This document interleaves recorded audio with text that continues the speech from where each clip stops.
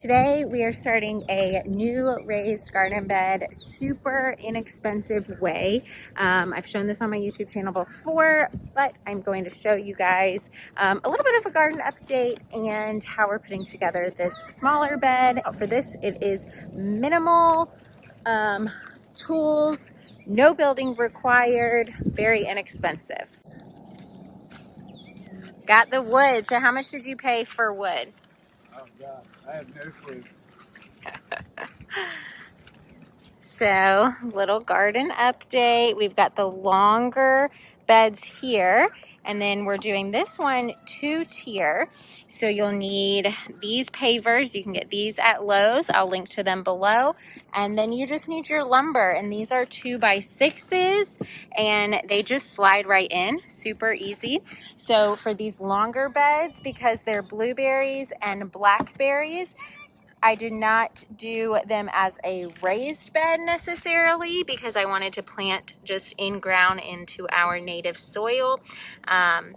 So that is why we just planted into the native soil and then mulched. So technically these are used as a border, but they look much better than just having plants randomly placed.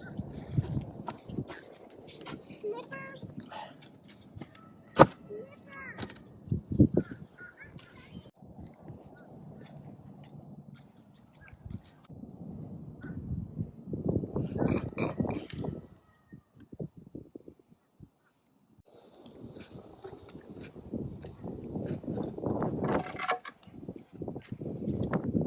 Way better with two. Yeah, I love the two. So yeah, that's pretty much it. I mean, done in less than 3 minutes. So now we're gonna put cardboard down at the bottom just to suppress the weeds. And then we'll do a layer of sticks / logs, just whatever we can find around the property. And then we typically do leaves, and then we'll give it a good watering. It's also really good to water every single layer. Sometimes I do every layer, sometimes I just do after the leaves.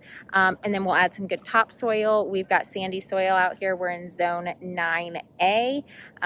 So honestly, I'll probably just dig up some of our topsoil sand, and then we will add some compost and some bunny berries. We will add some rabbit manure to top dress it when we plant the plants. And in this bed, we are going to do some carrots. So while I'm out here, let's just get a little garden tour and update, show you guys what we're growing here at Grace Farm Farm. So we've got our Premier One electric netting around the garden space for now. We do not actually have the electric hooked up. You can watch the video here of us unboxing it and installing it, and I'll link to it below.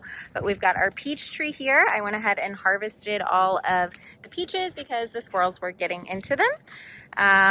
This is going to be a blueberry bed, so we're gonna get probably 5 bushes will fit in there. And these are all blueberries. So we've got 1 blueberry, 2 blueberry, 3 blueberry, 4 blueberry. This one, the little baby. 5, 6, 7, 8, 9 blueberries. And we just used pine bark mulch on these beds, and it looks really good. Great for the soil. Will break down over time. And then we've got some more blueberries. So we've got 1, 2, 3, 4, 5, 6 on this bed. Those are all blueberries, different varieties. We got some high bush, some rabbit eye, some brightwell, and then we've got our blackberry bed. So 3 blackberries, some marigolds. We've got our mint here in the middle, and we're going to continue with blackberries down here. And I started our herb bed the other day. We've got dill, lavender, purple basil, and rosemary. And then in this bed, we've got zucchini and marigolds. The zucchini's doing great. And then over here, we've got our strawberries and marigolds and some nasturtiums. And then over here we've got our cut flowers, which are cosmos, zinnias, and something else I can't remember. I'll link to all of these raised beds below, and you can watch the video up here of me planting the seed tape for the cut flowers.